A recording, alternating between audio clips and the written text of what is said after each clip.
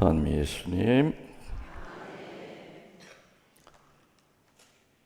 지난 주일이 무슨 대축일이었습니까?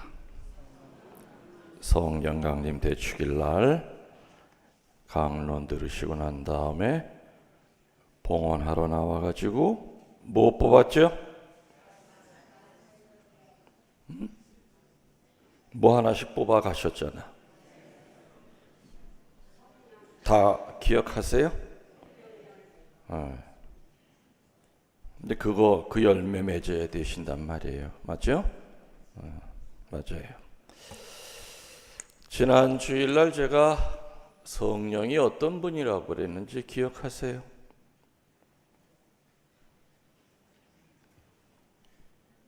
상 드릴게. 아라마 얘기하시면. 뭐라고요?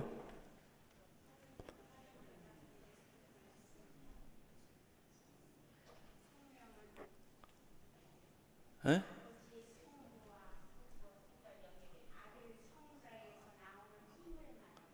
잘 읽으시네. 쓴 거. 그래도 그걸 적어 놓으셨었네. 적어 놓은 거기 때문에 상을 못 드려.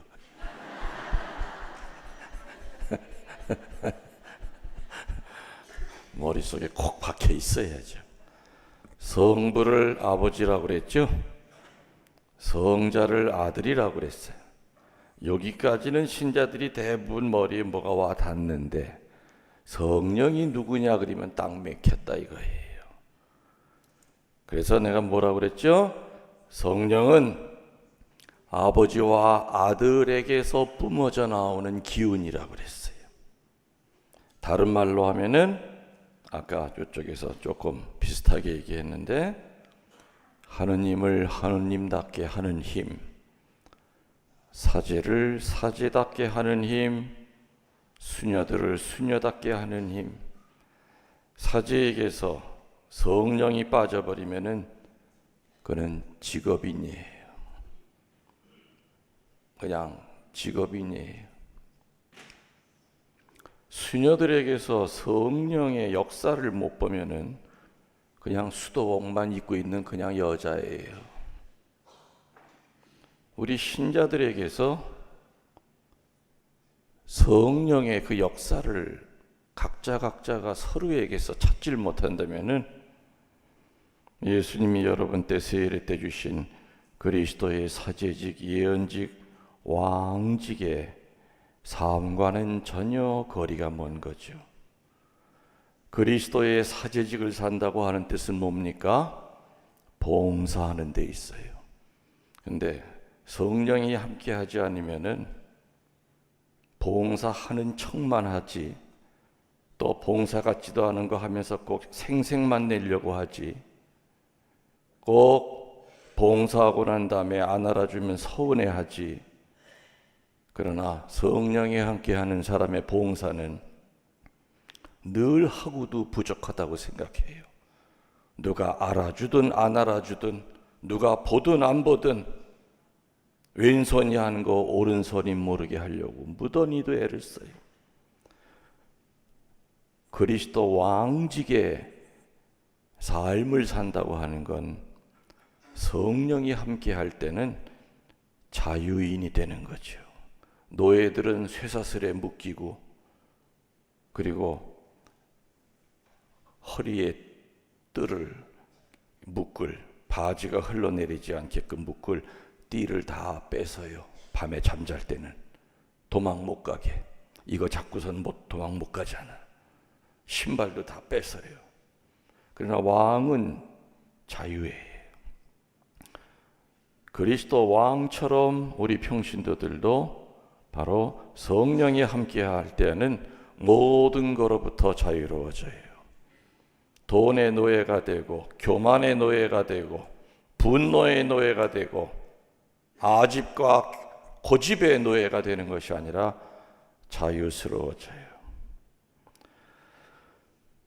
지난 월요일부터 금요일까지 청주교구 사제단 피정이 있었죠.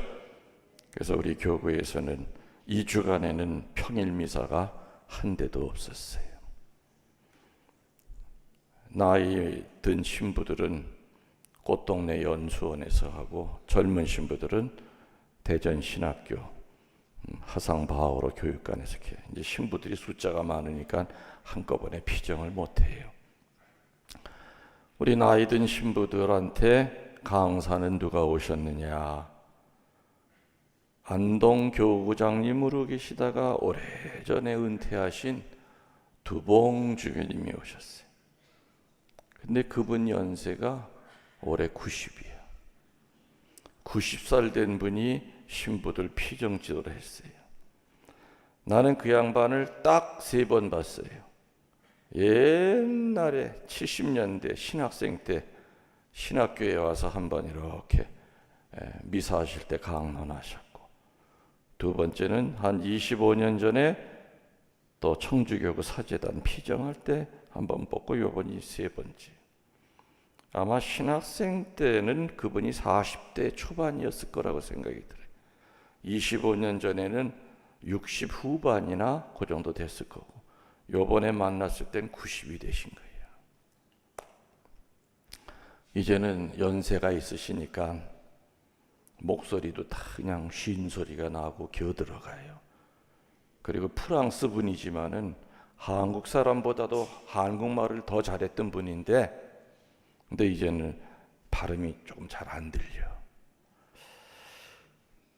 이렇게 연세가 드시면서 몸이 쇠약해지고 그런 건 어쩔 수 없죠. 근데 안 변하는 게 있었어요. 수십 년 전에 봤을 때나 지금 봤을 때나 뭐냐? 애기 같아요. 혼자 깔깔깔깔대고 그냥 아주 하얀 백지 같은 분이야. 하얀 백지 같이. 그리고 그분을 이렇게 일주일 동안 이렇게 보면서 그분이 하는 강론 내용은 귀에 하나도 안 들어왔어. 뭔 얘기인지 못 알아들으니까. 그리고 그 양반보다 훨씬 더 피정지도 잘했던 피정 강사들도 많다 보니까 강론 내용보다 난 그분의 그 모습이에요. 자유인이구나. 그분에게는 권위라고 하는 것은 찾아볼 수가 없었어요. 어른들은 권위가 있어야 되죠. 근데 권위는 참다운 권위가 나오려면 인격이 있어야 돼요. 인격이 없는 인간에게 권위를 주면은 권력을 휘둘러요. 인성이 이쁘지 않고 인격이 갖춰지지 않은 사람이 그 권위의 자리를 오르면은 참다운 권위인 그 봉사, 자유를 보여주는 것이 아니라 그걸 가지고 굴림을 해요. 권력을 휘두르단 말이에요. 그 두봉주교님은 은퇴하신 후에 공소, 저 행주대교 김포 가는데 거기 있는 조그만 시골 공소 하나에서 거기서 매일 미사 드리면서 신자들 집 방문하고, 그리고 길 가다가 노인네들이 있으면 막걸리 사서 같이 먹고, 그러니까 본인이 주교라고 하는 그 감옥에 갇혀 살질 않아요. 사제도 열려있지가 않으면 한평생 사제라고 하는 감옥에 갇혀 살 수가 있는 거죠. 수도자도 마찬가지. 조직 안에서 살기 때문에 조직의 룰은 지켜야 되지만은 그러나 열려 있어야 돼요. 그리스도의 왕직에 머문다고 하는 것은 성령이 함께하지 않으면은 죽을 때까지 자기가 만든 감옥에서 헤어나오질 못합니다. 전 요번에 피정하면서 같이 피정했던 신부님들 저녁마다 영성 담화를 하는데 그런 얘기를 했죠. 이번에 그분이 하신 강론, 피정의 내용은 난 그렇게 중요한 거라고 생각하지 않는다. 다만 그분은 그 오래전이나 지금이나 어떻게 저렇게 똑같이 애기 같은 마음을 가지고 살까? 어떻게 저렇게 순수하게 사실까? 어떻게 저렇게 열려 있을까?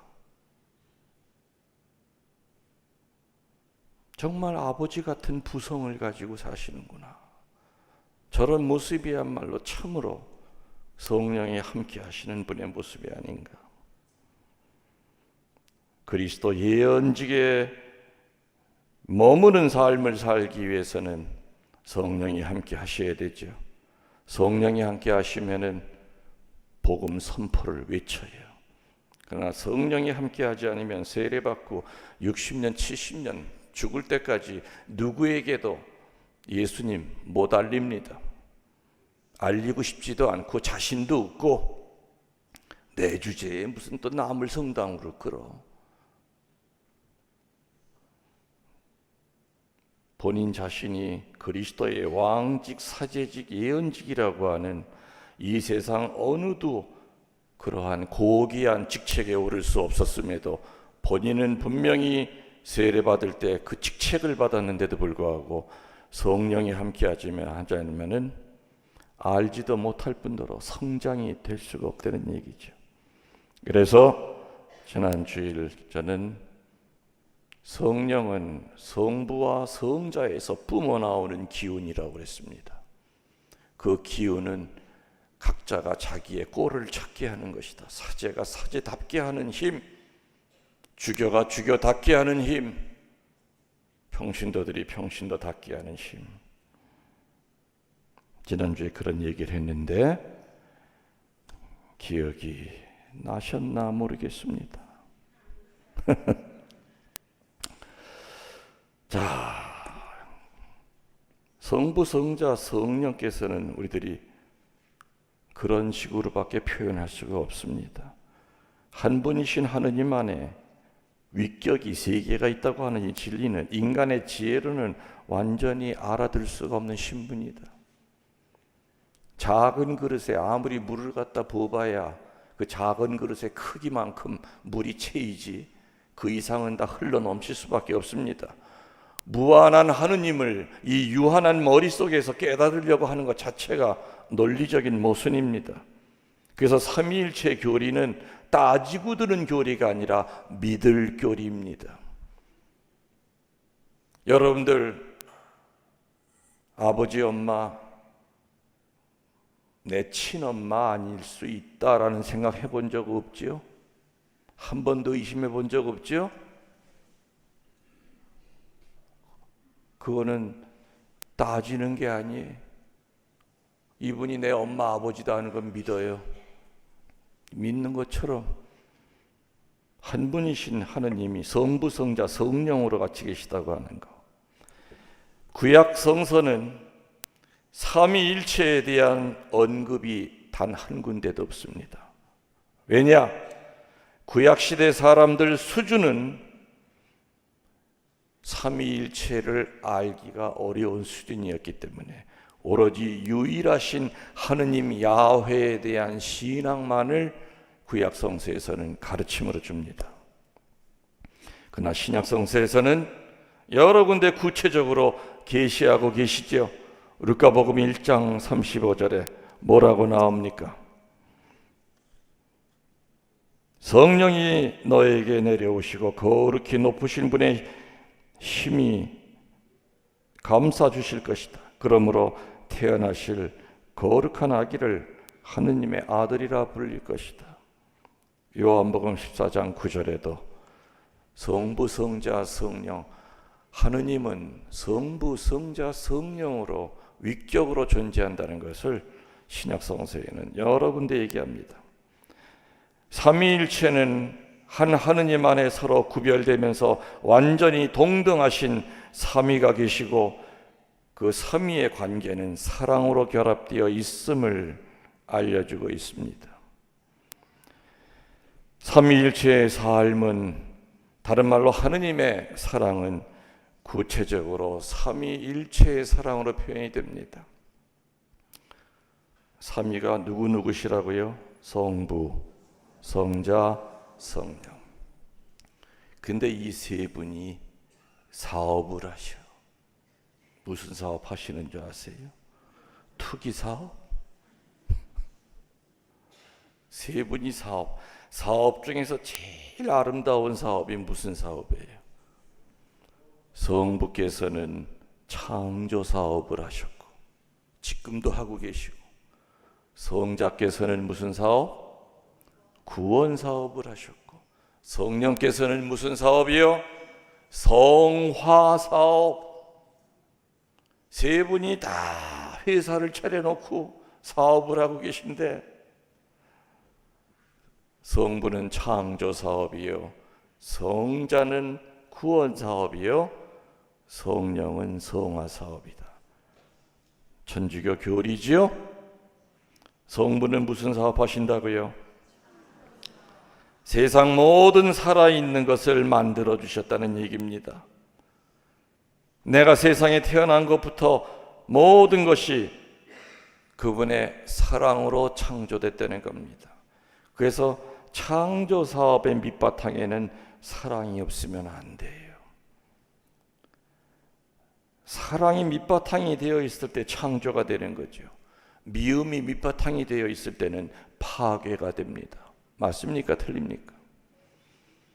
미움을 가지고 누구를 대할 때는 양쪽이 다 파괴가 됩니다. 그러나 새로운 창조를 이룰 때는 그 바닥에는 사랑이 깔려 있어야 됩니다. 인간은 창조 사업의 협조자라고 합니다. 크리스찬은 모범을 보여야 할 특별한 협조자라고 합니다. 그래서 자연보호라든지 낙태 반대 이런 데 앞장서야 된다고 교회의 가르침은 전하고 있습니다. 생명을 죽이는 것은 반창조적이고 반인간적인 모습이다. 그래서 우리는 교회에서, 가정에서, 직장에서 나의 친절, 미소, 온유 때문에 주변 사람들에게 평화로움을 가져다주는 영적인 창조의 협조자로 살아야 됩니다. 성부께서는 무에서 유를 창조하셨지만은 사랑에 의거하여 우리들은 살아가면서 그분의 협조자이기 때문에 그분이 세상을 사랑으로 창조한 것처럼 내가 몸담고 있는 이 공동체 안에서 우리는 창조를 해야 됩니다. 어려운 것이 아니지요. 따뜻하게 웃어주는 것도 영적인 창조입니다. 말 쏴붙이는 것이 아니라 말 한마디도 친절하게 해주는 것도 영적인 창조입니다. 온유하게 사람들을 대하는 것도 영적인 창조입니다. 한마디로 주변 사람들에게 평화를 가져다 주는 것이 바로 영적인 창조입니다. 성부께서 사랑으로 세상 창조하시고 지금도 진행형이듯이 우리들도 그분의 협조자이기 때문에 영적인 창조를 해야 될 선택권이 있는 것이 아니라 의무가 있습니다. 두 번째로 성자는 무슨 사업 하신다고 그랬습니까? 구원 사업. 죄 많은 인간 쪽에서는 개선을 할 수 있는 능력이 없었습니다. 끊어진 다리를, 하느님과 우리 사이의 죄 때문에 끊어진 그 다리를 인간 쪽에서는 아무리 보수공사를 해도 다리가 연결시킬 재간이 없었습니다. 인간의 죄가 너무 컸기 때문에. 그래서 하느님 쪽에서 끊어진 다리를 이으시게 하려고 성자를 보내신 것이 바로 성자의 구원 사업입니다. 성자께서 이렇게 낮은 모습으로 인간으로 온갖 수모와 고통을 받고 돌아가실 수 있는 그 힘은 무엇일까요? 아까 성자의 창조 사업의 힘은 뭐라고 그랬죠? 사랑이라고 그랬어요. 성자가 우리를 구원하시면서 그 수많은 고통 속에서도 우리를 끝까지 버리지 않고 죽어서라도 그 다리를 이어주셨던 그 힘은 순명입니다. 뭐라고요? 그렇죠. 예수님이 능력이 없어서 그렇게 매맞으신 분 아닙니다. 능력이 없어서 뺨 따고 때릴 때 가만히 있었던 분 아니죠. 그분이 능력이 없기 때문에 돌멩이를 맞아도 같이 돌멩이 못 던진 분이 아닙니다. 말만 하면 천사 군대를 끌어낼 수 있었던 분이었습니다. 그분이 그럴 수 있었던 것은 그 밑바탕에는 순명이라고 하는 것이 있었기 때문에 가능한 겁니다. 온갖 수모와 고통과 멸시를 당해도 예수님은 성부께 죽기까지 순명하려고 하셨기 때문에 구원 사업이 이루어졌던 거죠. 따지고 보면 순명만큼 인간이 넘기 힘든 벽은 없습니다. 왜? 반이성적이고 반합리적인 것을 요구하는 것이 순명입니다. 큰 벽이죠, 인간에게는. 사제는 사제 서품 때 세 가지의 서약 중에서 제일 힘든 게 뭐냐? 순명서약입니다. 여러분 본당 신부 김웅열 신부도 36년 동안 사제 생활하면서 그 어려운 고비고비마다 36년 동안 아이 사제직 때려쳐, 아유 짜증나, 나보다 잘난 것도 없는데 하면서 그냥 한바탕 하고서 나가버려, 이럴 때가 왜 없었겠습니까? 그럴 때마다 순명의 열쇠를 가지고 그 순간을 해결하는 방법밖에 없습니다.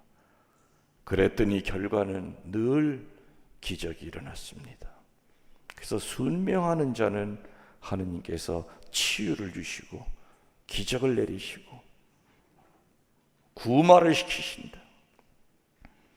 순명만큼 인간의 이성과 부딪히는 것은 없지만 또한 순명만큼 아름답고 다른 사람에게 감동을 주는 덕도 없을 겁니다.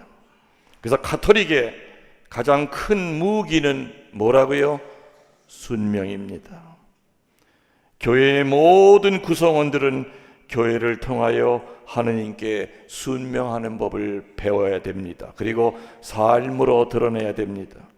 순명하지 않는 자는 아무리 똑똑하고 잘나고 아무리 많은 은사를 받았다 하더라도 교회를 떠나서 교주가 될 수밖에 없습니다. 사교가 될 수밖에 없습니다. 설령 떠나지 않는다 하더라도 그런 사람들은 교회 안에서 분란을 일으킵니다. 순명하는 척하는 것과 정말 죽기까지 순명하는 것과는 다릅니다. 순명 서약할 때 내하는 것과 정말 순명해야 될 그 위기의 순간에 다른 거 다 내려놓고 오로지 하느님만을 바라보면서 순명의 삶을 걷는 것과는 다른 겁니다. 여러분들도 성자께서 성부께 순명하셨듯이 교회에 순명하십시오. 아내는 남편에게 순명하시고 남편도 지혜로운 아내의 충고에 순명하시기 바랍니다. 시부모에게 순명하십시오. 여러분의 양심의 소리에 순명하십시오. 여러분의 본당 신부가 빗나가지만 않는 그런 사제라 그런다면은 그 사제가 하는 말에 여러분들은 순명하시면 목자는 그 양들을 목처지로 분명히 끌고 갈 겁니다.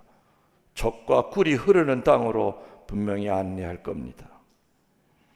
마귀 새끼는 어떻게 해서든지 목자와 양 사이를 이간질시킵니다. 어리석은 인간들은 쉽게 거기에 넘어가 버립니다. 성자의 구원 사업은 순명이라고 하는 이 바위 위에 세워졌다고 하는 거 명심하시기 바랍니다. 마지막으로 성령께서는 무슨 사업을 하셨다고 그랬습니까? 성화 사업, 우리를 거룩하게 하시는 사업이라고 그랬습니다. 지난 주일날 저는 두 분에게서 뿜어나오는 힘, 사제를 사제답게 하는 힘, 자기 꼴값을 찾게 하는 힘이라고 그랬습니다. 그게 바로 성화 사업입니다. 성령은 여러 가지 방법으로 인간을 성화시키는데 한 가지 공통점은 뭐냐? 늘 꽃밭 속에서 우리를 성화시키지 않는다는 겁니다. 늘 가시밭 속에서, 절벽 끝에서, 벼랑 끝에서, 한마디로 사건을 통해서 우리를 성화시킵니다. 그리고 그 사건은 대부분 고통이 따르는 사건들입니다. 이스라엘이 40년간의 광야에서의 고통을 통하여 성화됐듯이, 다윗 성왕이 범죄한 후에 회개하고 성왕이 됐듯이, 베드로가 3번의 배반 후에 성화가 됐듯이,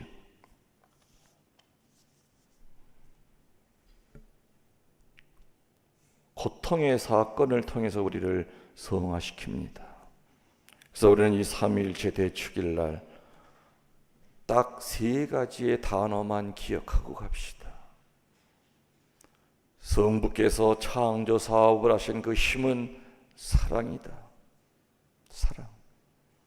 우리들도 주변의 영적 창조 사업의 협조자가 되기 위해서는 말 한마디, 그리고 온유한 얼굴 표정 하나하나가, 그리고 또 여러분들 집에서는 가능한 한 세제 적게 쓰려고 애써야 되고, 자연 오염시키지 않으려고 애써야 되고,